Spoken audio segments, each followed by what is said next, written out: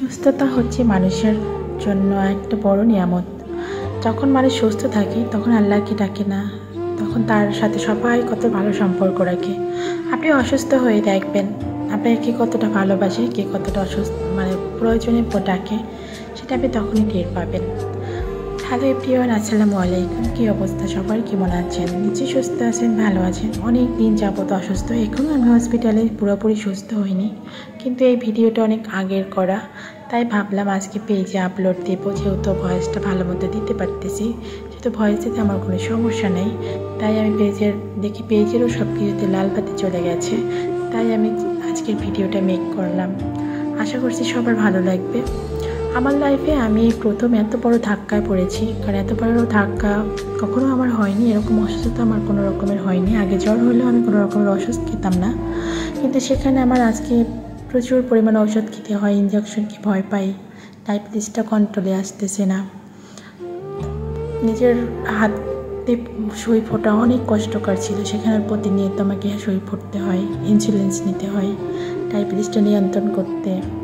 তাছাড়া আমার ঘাটা তাড়াতাড়ি শুকানোর জন্য ডায়াবেটিসকে কন্ট্রোল রাখতে হয়, প্রচুর পরিমাণে ঔষধ খেতে হয়। একটা মানুষ অসুস্থ হলে তখন সে বোঝে আসলে লাইফের সুস্থতা কত বড় নিয়ামত। সুস্থ হয়ে দেখবেন আপনার সবাই আপনার পাশে থাকবে, প্রয়োজনে অপ্রয়োজনে ডাকবে। অসুস্থ হলে আপনি পড়ে থাকলেও আপনাকে কেউ একবার ফোন দিবে না, আসলে তুমি কি ভালো আছো, তুমি কি সুস্থ আছো, কখনোই কেউ ডাকবে না। আপনাকে যখন সব কিছু প্রয়োজন হবে তখন আপনার সাথে কুশলাদি কামনা করবে, আপনাকে প্রয়োজন হলে আপনাকে ডাকবে, প্রয়োজন হবে না কেউ ডাকবে না আপনাকে। আসলে মানুষটা এরকমই, আমরা পৃথিবীতে মানুষ সবাই আমরা এরকম, প্রয়োজন ছাড়া মানুষকে কাজে লাগাই না। যখন আপনাকে আমার প্রয়োজন হবে ততক্ষণ আমি আপনাকে ডাকবো, তাছাড়া আমি আপনাকে খেয়ালই করবো না, ডাকবো না। এটাই আসলে আমাদের সমাজের নীতি, কেন জানি না। কিন্তু মানুষের সুস্থতার থেকে আপনি যদি অসুস্থতার সময় পাশে পান, সেটাই আপনার সবচেয়ে ভালো বন্ধুত্ব। অসুস্থতার সময় যে আপনার পাশে থাকবে, পাশে না থাকুক খোঁজ খবর নেবে, সে আপনার সবচেয়ে গুরুত্বপূর্ণ বন্ধু।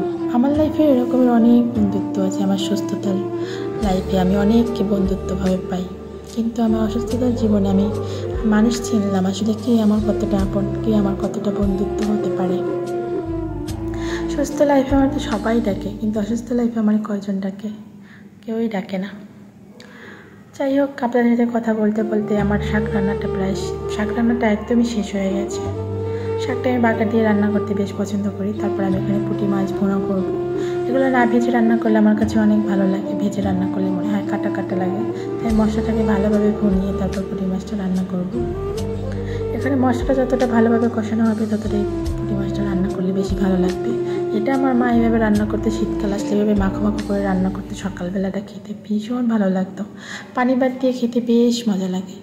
আমার একটা সময় আমার ছিল যে আমার ভাত ছাড়া আমার আসলে কিছু ভালোই লাগতো না, কিন্তু আমার জীবনে এমন একটা রোগ দেখা দিল যে আমার ভাত আমার জীবনের শত্রু। ভাত, যে একটা সময় ভাত ছিল আমাদের সবচেয়ে প্রিয় খাবার, সে ভাতটাই এখন আমার অপছন্দের খাবার হয়ে গেছে। মানুষ আসলে অভ্যাসের দাস, যে জিনিসটা ভালো লাগে সেই জিনিসটা সে খায়, সেই জিনিসটা ফলো করে। জিনিসটা তার কোনো ক্ষতিকর, সেই জিনিসটা সে যদি ফলো না করে এমনিতে সে চেঞ্জ হয়ে যায়। আসলে এটাই আমাদের সমাজের নিয়ম নীতি। যাই হোক, কথা বলতে বলতে রান্নাটা প্রায় কষানো হয়ে গেছে। মাছটা ভালোভাবে কষিয়ে নিলাম। তারপর ভালোভাবে কষিয়ে নিলে মশলাটা একদম ভিতর পর্যন্ত ঢুকে যাবে, তাই ভালোভাবে কষিয়ে নিলে বেশ ভালো লাগে খেতে। তারা ভালোভাবে ঢেকে নিলাম। মাছ থেকে অনেকটা পানি ছেড়ে দিয়েছে, এই পানিতে আমাকে কষিয়ে নিতে হবে, কারণ বেশি যত ভালো মতো কষাবেন অত মজা হবে। তবে এই পর্যায়ে আপনাকে নাড়াটা কম দিতে হবে, কারণ এটা ভেঙে যাওয়ার সম্ভাবনা থাকে। তারপর কিছুটা পানি দিয়ে আমি একদম এটাকে সিদ্ধ করে নেব, কারণ এটা যত ভালোভাবে সিদ্ধ হবে, নরম হবে, ততটা খেতে বেশি মজা লাগবে। তারপরে এই তো মোটর ফুটে গেছে। এবার ফুটে যাওয়ার পর আমি ঢেকে দেবো, যাতে একদম ভালোভাবে মাছগুলো কুক হয়ে যায়, আর খেতে ভীষণ মজা লাগে। আমার লাইফে এমন একটা সময় ছিল যখন জ্বর হইতো তখন আমি কিছুই খেতাম, ওষুধ খেতাম না, এমনিতেই জ্বরটা সুবিধা হয়ে যেত।